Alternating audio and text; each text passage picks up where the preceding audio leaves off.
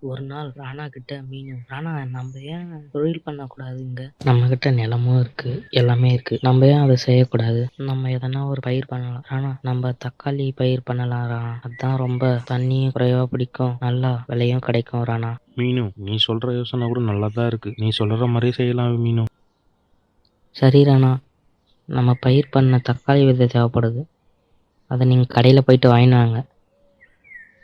அதே சமயம் காலுவும் கோரியும் அவங்க வீட்டில் இருந்தாங்க. அப்போ கோரி காலு கிட்ட, "காலு, நம்ம உணவு சமைக்க காய்கறி தேவைப்படுது. அதை நீங்கள் வாங்கிட்டு வாங்க." என்ன ராணா இந்த பக்கம் வந்திருக்கு காலையிலேயே? என்ன வேணும்? எதனா காய்கறி வேணுமா? இல்லைண்ணா, நாங்கள் புதுசாக தொழில் பண்ணலான்னு இருக்கோம். அதனால் நாங்களே எங்கள் நிலத்துல விவசாயம் பண்ணி அதை தக்காளி விற்கலான்னு இருக்கோம். அதனால் தக்காளி விதை வாங்கி போகலான்னு வந்தோண்ணா.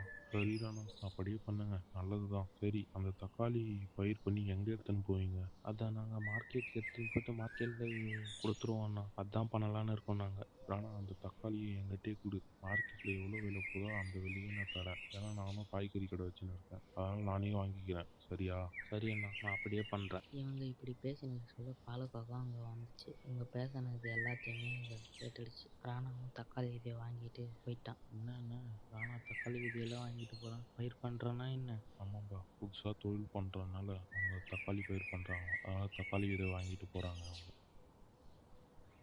பூரி, நான் ராணாவை கடையில் பார்த்தேன். அவங்க தொழில் பண்ணலான்னு இருக்காங்க. அதனால் தக்காளி விதையை வாங்கிட்டு போகிறாங்க விவசாயம் பண்ண. என்ன சொல்கிற காலு? ஐயோ, அப்போ அவங்க பெரிய ஆள் ஆகிடுவாங்க போலயே விவசாயம் பண்ணி. இவங்களை இப்படி மேலே வளர விடக்கூடாது. என்ன பண்ணலாம் காலு, சொல்லு. காலு, நம்ம ஒன்று பண்ணலாம். எப்படி கொஞ்ச நாளில் அவங்க தக்காளி மார்க்கெட்டுக்கு எடுத்துன்னு போவேன். அதை அப்போ நம்ம என்ன பண்ணலாம், இரவோடு இரவா அந்த தக்காளியை பறிச்சுட்டு வந்து நம்ம கடையை வச்சு தக்காளி விற்கலாம். இவங்க இப்படி பேசின சொல்ல ராணாவும் மீனும் அவங்க நிலத்துல தக்காளி விதையை விதைச்சிட்டு இருக்காங்க. ஆனால் இவங்கள வளர விடாமல் காலும் கோரியும் எப்படி அழிக்கலான்னு பார்த்துட்டு இருக்காங்க.